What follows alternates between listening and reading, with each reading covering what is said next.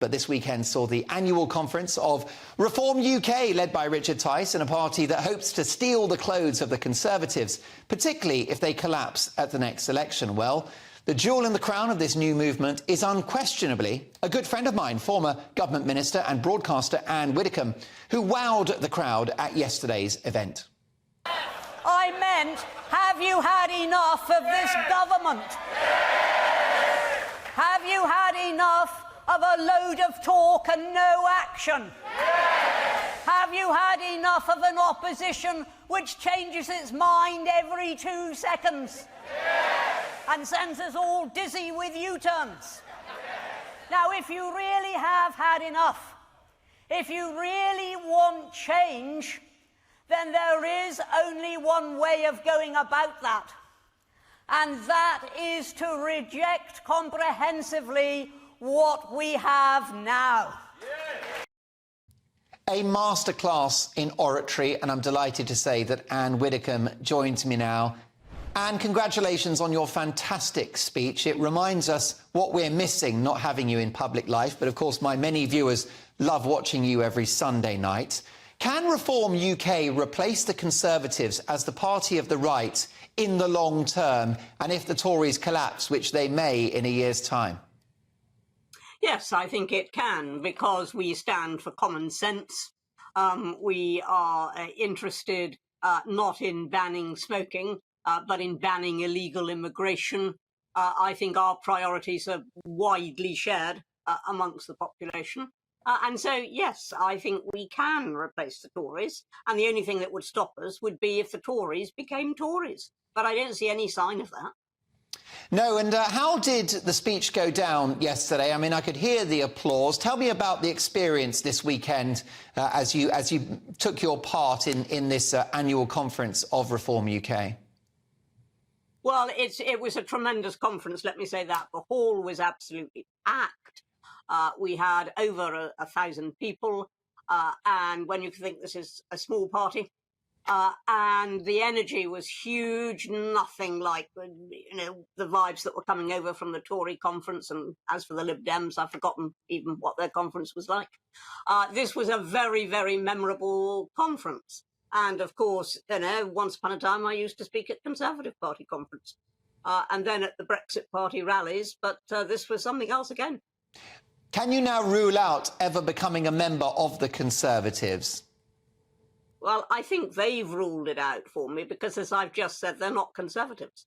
And the only way I'm ever going to rejoin the Conservatives would be if that is what they once more became, if they believed in low taxation, if they didn't interfere in people's lives, if they had priorities which are reflected amongst the general population. All the things the Conservatives used to be and used to do, and which they've just lost complete sight of, and absolutely lost sight of it. Do you think in the long term, given the nature of our electoral system, the best option, Anne, to have a truly Conservative government is a Conservative coalition between the Tories and UKIP and Reform UK? I don't necessarily think that is the answer, although I would like to think that if we held the balance of power after the next election, that we would manage to turn the Tories back into Tories. But there would be absolutely no guarantee of it. They might go off and link up with the Lib Dems. You just don't know. So I don't think. I mean, you brought UKIP in there. As far as I'm concerned, the major opposition at the moment to the major parties comes from Reform UK. We're the only ones that are growing. And Anne, you are a realist as well as an optimist. What do you think success looks like for Reform UK at the next election? Well, I think success looks like winning seats in Parliament. I think success looks like putting sufficient pressure on the Tories that they change course. I don't see any sign of that at all at the moment. And I think success would come from actually making the most of Brexit, which the current government, and certainly Keir Starmer's aspiring government, neither of them are interested in doing that. Indeed. Now, Anne, let me ask you what you think of the Leader of the Opposition, Keir Starmer, saying that even if the Rwanda plan works, he will axe it. What does that tell us about Labour's attitude to border control? It tells us what we already know, which is that they're not interested in border control. They're not interested ineffectively patrolling our borders. They're only interested in political correctness, and to them Rwanda is politically incorrect. So therefore they're going to abandon it, even if it works. So even if, for example, we had the first plane loads going to Rwanda in the new year, let's say it was as close as that, and that gradually over next year, the numbers built up, and then the numbers coming in fell because it was a huge deterrent and people didn't want to go to Rwanda. Even if all that happens, Keir Starmer is promising the illegal immigrants, it's okay, don't worry, we'll scrap that and you'll just be able to come in as usual. The man is quite mad.